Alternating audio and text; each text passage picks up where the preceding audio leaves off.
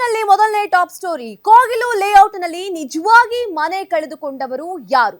ರಾತ್ರೋರಾತ್ರಿ ಹುಟ್ಟಿಕೊಂಡ ಸಂತ್ರಸ್ತರಿಗೆ ಸಿಕ್ತ ಫ್ಲಾಟ್ ಭಾಗ್ಯ ಅನ್ನುವ ಪ್ರಶ್ನೆ.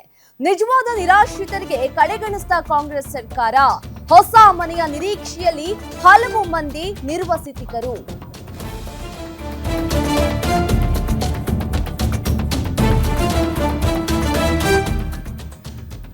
ಕೋಗಿಲು ಲೇಔಟ್ನಲ್ಲಿ ನಿಜವಾಗಿ ಮನೆ ಕಳೆದುಕೊಂಡವರು ಯಾರು ಅನ್ನುವಂತಹ ಪ್ರಶ್ನೆ ಸಾಕಷ್ಟು ಕನ್ಫ್ಯೂಷನ್ಸ್ ಆಗ್ತಾ ಇದೆ. ರಾತ್ರೋರಾತ್ರಿ ಹುಟ್ಟಿಕೊಂಡಂತಹ ಸಂತ್ರಸ್ತರಿಗೆ ಸಿಕ್ತ ಫ್ಲಾಟ್ ಭಾಗ್ಯ.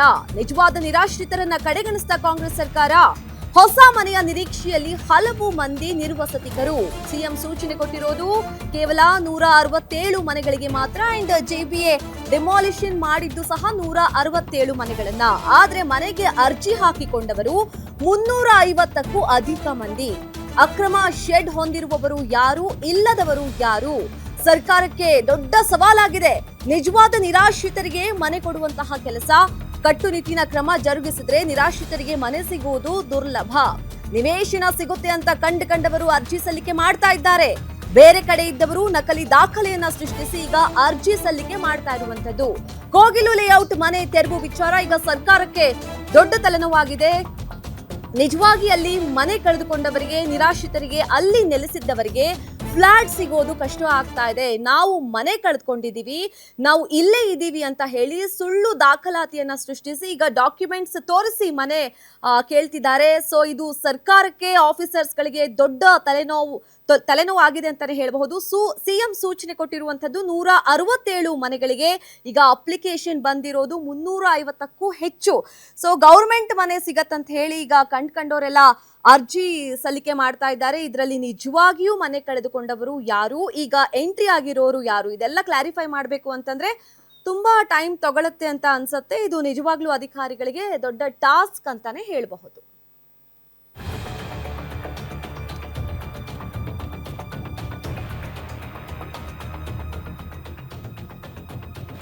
ಸೊ ಈಗ JBA ಡೆಮಾಲಿಷನ್ ಮಾಡಿರೋದು 167 ಮನೆಗಳನ್ನ ಮಾತ್ರ. ಈಗ ಅರ್ಜಿ ಸಲ್ಲಿಕೆ ಆಗಿರೋದು 300ಕ್ಕೂ ಹೆಚ್ಚು ನಕಲಿ ದಾಖಲೆಯನ್ನ ಸೃಷ್ಟಿಸಿ ಈಗ ಅರ್ಜಿ ಸಲ್ಲಿಕೆ ಮಾಡಿರುವಂತದ್ದು. ಸೊ ಇಲ್ಲಿ ಏನಾಗಿದೆ ಅಂತಂದ್ರೆ ಗೌರ್ಮೆಂಟ್ ಮನೆ ಸಿಗತ್ತಂತ ಹೇಳಿ ಕಂಡ್ಕೊಂಡವರೆಲ್ಲ ಡ್ಯೂಪ್ಲಿಕೇಟ್ ಡಾಕ್ಯುಮೆಂಟ್ಸ್ ಅನ್ನ ಸಬ್ಮಿಟ್ ಮಾಡಿ ಅರ್ಜಿ ಸಲ್ಲಿಕೆಯನ್ನ ಮಾಡ್ತಾ ಇರುವಂತದ್ದು. ಈಗ ಇದು ಆಫೀಸರ್ಸ್ಗಳಿಗೆ ದೊಡ್ಡ ಟಾಸ್ಕ್ ಅಂತಾನೆ ಹೇಳಬಹುದು. ಯಾಕಂತಂದ್ರೆ ಇದೆಲ್ಲ ಕ್ಲಾರಿಫೈ ಮಾಡಬೇಕು. ನಿಜವಾಗಿ ಮನೆ ಕಳೆದುಕೊಂಡವರು ಯಾರು, ಫೇಕ್ ಸಂತ್ರಸ್ತರು ಯಾರು ಅಂತ ಹೇಳಿ ಕಂಡುಹಿಡಿಯೋದು ಸ್ವಲ್ಪ ಕಷ್ಟ ಆಗತ್ತೆ ಅನ್ಸುತ್ತೆ. ತುಂಬಾ ಟೈಮ್ ಕೂಡ ಬೇಕಾಗಬಹುದು ಅಂತ ಅನ್ಸುತ್ತೆ.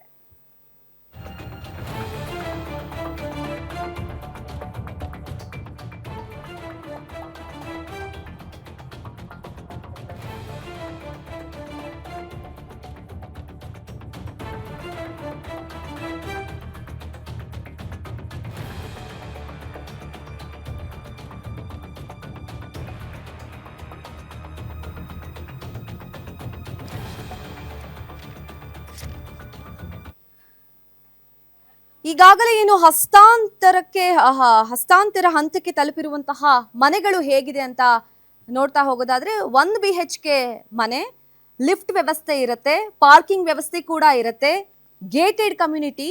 ಒಟ್ಟು 6 ಬ್ಲಾಕ್ ನಿರ್ಮಾಣ ಆಗಿರುವಂಥದ್ದು. 1187 ಮನೆಗಳು ನಿರ್ಮಾಣ ಆಗಿದೆ. ವೆಸ್ಟರ್ನ್ ಟಾಯ್ಲೆಟ್ ವ್ಯವಸ್ಥೆ ಕೂಡ ಅದರಲ್ಲಿದೆ. ಅಡುಗೆ ಮನೆಗೆ ವೆಂಟಿಲೇಷನ್ ಸಹ ಇದೆ.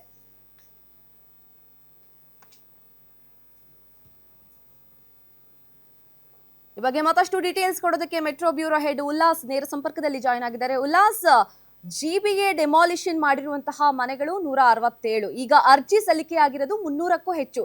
ಸೊ ಆಫೀಸರ್ಸ್ಗೆ ಇದು ದೊಡ್ಡ ಟಾಸ್ಕ್ ಅನ್ಸುತ್ತೆ. ಯಾವ ರೀತಿ ಪ್ಲಾನ್ ಮಾಡ್ಕೊಂಡಿದ್ದಾರೆ, ಯಾವ ರೀತಿ ಕ್ಲಾರಿಫೈ ಮಾಡ್ಕೋಬಹುದು ಅಂತ? ನಮ್ರತ, ಈಗಾಗಲೇ ಕಳೆದ 13 ದಿನಗಳ ಹಿಂದೆ ಕೋಗಿಲು ಕ್ರಾಸ್ನ ಬಳಿ JBA ಅಧಿಕಾರಿಗಳು ಅನಧಿಕೃತವಾಗಿ ಮನೆಗಳನ್ನು ಕಟ್ಕೊಂಡಿದ್ದಾರೆ ಅಂತ ಹೇಳ್ಬಿಟ್ಟು ಡೆಮಾಲಿಷನ್ ಮಾಡುವಂಥ ಕೆಲಸವನ್ನು ಮಾಡ್ತು. ಜೊತೆಗೆ ಸ್ವತಃ CM ಕೂಡ ಇಲ್ಲ, ಮಾನವೀಯತೆ ಆಧಾರದ ಮೇಲೆ ಒಂದಷ್ಟು ಮನೆಯನ್ನು ಕಳ್ಕೊಂಡಿರೋರಿಗೆ ನಾವು ಮನೆಗಳನ್ನು ಕೊಡ್ತೀವಿ ಅನ್ನುವಂಥ ಒಂದು ಮಾತನ್ನು ಹೇಳಿದ್ರು. ಯಾರು ಅಧಿಕೃತವಾಗಿ ವಾಸ ಇದ್ದಾರೆ ಅವರ ದಾಖಲೆಗಳನ್ನು ಪರಿಶೀಲಿಸಿ ಅವ್ರ ಹತ್ರ ಬಳಿ ಏನು ದಾಖಲೆಗಳಿದೆ ಆ ದಾಖಲೆಗಳನ್ನು ನೀಡಿ ಅನ್ನುವಂತಹ ಒಂದು ಮನವಿಯನ್ನು ಮಾಡ್ಕೊಂಡಿದ್ರು. ಇದ್ರ ಬೆನ್ನಲ್ಲೇ ಕಳೆದ 4-5 ದಿನಗಳಿಂದ ಕಂದಾಯ ಇಲಾಖೆ ಅಧಿಕಾರಿಗಳು, JBA ಅಧಿಕಾರಿಗಳು ಎಲ್ಲರೂ ಕೂಡ ಹೋಗಿ ಸ್ಥಳಕ್ಕೆ ಸ್ಥಳಕ್ಕೆ ಹೋಗಿ ಯಾರ್ಯಾರು ವಾಸವಾಗಿದ್ರು, ಯಾರ್ಯಾರು ಅಧಿಕೃತವಾಗಿ ನಿವೇಶನ ಹೊಂದಿದ್ರು ಅವರ ದಾಖಲೆಗಳನ್ನು ಪರಿಶೀಲನೆ ಮಾಡುವಂಥ ಕೆಲಸವನ್ನು ಮಾಡ್ತಾ ಇದ್ರು. ಇದ್ರ ಬೆನ್ನಲ್ಲೇ ಏಕಾಏಕಿ 300ಕ್ಕೂ ಮನೆ ಡೆಮಾಲಿಷನ್ ಮಾಡಿರುವಂಥದ್ದು 167, ಆದರೆ ಅರ್ಜಿ ಸಲ್ಲಿಕೆ ಆಗಿರುವಂಥದ್ದು 300ಕ್ಕೂ ಹೆಚ್ಚು ಅರ್ಜಿಗಳು ಸಲ್ಲಿಕೆ ಆಗಿದ್ದಾವೆ ಅನ್ನುವಂಥದ್ದು ಗೊತ್ತಾಗ್ತಿದೆ. ಒಂದು ಕಡೆ ಹಿರಿಯ ಪ್ರಭಾವಿ ಸಚಿವರಾಗಿರ್ಬೋದು, ಶಾಸಕರು ಎಲ್ಲರೂ ಕೂಡ ನಮಗೆ ಬೇಕಾದಂಥವ್ರು ಇಲ್ಲಿ ಅರ್ಜಿಯನ್ನು ಸಲ್ಲಿಸಿದ್ದಾರೆ, ಹಾಗಾಗಿ ಅವರಿಗೆ ನೀವು ನಿವೇಶನವನ್ನು ಕೊಡಲೇಬೇಕು ಅನ್ನುವಂಥ ನಿಟ್ಟಿನಲ್ಲಿ CMಗೆ ಒಂದು ಒತ್ತಾಯವನ್ನು ಮಾಡುವಂಥ ಕೆಲಸವನ್ನು ಮಾಡ್ತಿದ್ದಾರೆ. ಮತ್ತೊಂದು ಕಡೆಗಳಲ್ಲಿ ಇಲ್ಲ ಸರ್ಕಾರದ ವತಿಯಿಂದ ಇಲ್ಲಿ ನಿವೇಶನ ಸಿಗುತ್ತೆ ಅನ್ನುವಂಥದ್ದು ವಿಚಾರ ತಿಳಿತಾ ಇದ್ದಂತೆಯೇ ಬೇರೆ ಬೇರೆ ಕಡೆಗಳಲ್ಲಿ ವಾಸ ಇದ್ದಂಥವ್ರು ಕೂಡ ಇಲ್ಲಿ ಬಂದು ನಾನು ಇಲ್ಲೇ ವಾಸವಿದ್ದೆ ಅನ್ನುವಂತಹ ಒಂದು ಅಪ್ಲಿಕೇಶನ್ ಅನ್ನು ಹಾಕುವಂಥ ಕೆಲಸವನ್ನು ಮಾಡ್ತಿದ್ದಾರೆ. ಹೀಗಾಗಿ ಅಧಿಕಾರಿಗಳಿಗೆ ಯಾವ ಹಂತದಲ್ಲಿ ಅಂದರೆ ಯಾವ ದಾಖಲೆಗಳನ್ನು ಪರಿಶೀಲಿಸಿ ನಾವಿಲ್ಲಿ ಮನೆಗಳನ್ನು ಹಂಚಿಕೆ ಮಾಡಬೇಕು ಅನ್ನುವಂಥ ಒಂದು ಗೊಂದಲದಲ್ಲಿರುವಂಥದ್ದು. ಜೊತೆಗೆ ಈಗಾಗಲೇ ಸ್ವತಃ CM ಹೇಳಿದ್ರು ಜನವರಿ 1ನೇ ತಾರೀಕು ನಾವು ಕೊಡ್ತೀವಿ ಅನ್ನುವಂಥ ಒಂದು ನಿವೇಶನವನ್ನು ಕೊಡ್ತೀವಿ ಅನ್ನುವಂಥ ಒಂದು ಮಾತನ್ನು ಹೇಳಿದರು. ಸ್ವತಃ ವಸತಿ ಸಚಿವ ಜಮೀರ್ ಅಹಮದ್ ಹೇಳಿದ್ರಿಲ್ಲ ನಾಳೆ ಅಥವಾ ನಾಡಿದ್ದು ನಾವು ನಿವೇಶನಗಳನ್ನು ಹಂಚಿಕೆ ಮಾಡ್ತೀವಿ ಅಂತೇಳಿ. ಅಂದರೆ ಎಲ್ಲೋ ಒಂದು ಕಡೆ ಇರುವಂತಹ ಗೊಂದಲ ಇನ್ನೂ ಬಗೆಹರಿದಿಲ್ಲ. ಹೀಗಾಗಿನೇ ಸರ್ಕಾರ ಮನೆಗಳನ್ನು ನಿವೇಶನಗಳನ್ನು ಕೊಡುವಂತಹ ದಿನಾಂಕವನ್ನು ಮುಂದೂಡ್ತಾ ಬರ್ತಾ ಇದೆ. ಸೊ ಮೂಲಗಳ ಪ್ರಕಾರ ಜನವರಿ 5ನೇ ತಾರೀಕಿನ ಒಳಗಡೆ ಅರ್ಹ ಫಲಾನುಭವಿಗಳು ಯಾರಿದ್ದಾರೆ ಅಂದರೆ ಕಳೆದ ನಿಜವಾಗ್ಲೂ ಕೂಡ ಅವರು ಅಧಿಕೃತವಾಗಿ ಯಾರು ವಾಸ ಇದ್ರು ಅವರನ್ನು ಪರಿಶೀಲಿಸಿ ಆ ದಾಖಲೆಗಳನ್ನು ಪರಿಶೀಲಿಸಿ ನಿವೇಶನಗಳನ್ನು ಹಂಚಿಕೆ ಮಾಡುವಂಥ ಸಾಧ್ಯತೆಗಳಿದ್ದಾವೆ. ಆದರೆ ಇಲ್ಲಿ ಪ್ರಶ್ನೆ ಉದ್ಭವ ಆಗ್ತಾ ಇರುವಂಥದ್ದು 167 ಮನೆಗಳನ್ನು ಹೊಡೆದಿದ್ದೀವಿ, 300ಕ್ಕೂ ಹೆಚ್ಚು ಅಪ್ಲಿಕೇಶನ್ಗಳು ಬಂದಿದ್ದಾವೆ. ಸೊ ಯಾರನ್ನ ನಾವು ಅಧಿಕೃತ ಅನ್ಬೇಕು, ಯಾರನ್ನ ಅನಧಿಕೃತವಾಗಿ ಇಲ್ಲಿ ವಾಸವಾಗಿದ್ದಾರೆ ಅನ್ನುವಂಥದ್ದನ್ನ ಗಮನ ಹರಿಸಬೇಕು ಅನ್ನುವಂತಹ ಗೊಂದಲದಲ್ಲಿ ಸದ್ಯ ಅಧಿಕಾರಿಗಳು ಇರುವಂಥದ್ದು. Namrata, thank you. ಲಾಸ್ಟ್ ಆಮೇಲೆ ಡೀಟೇಲ್ಸ್ಗೆ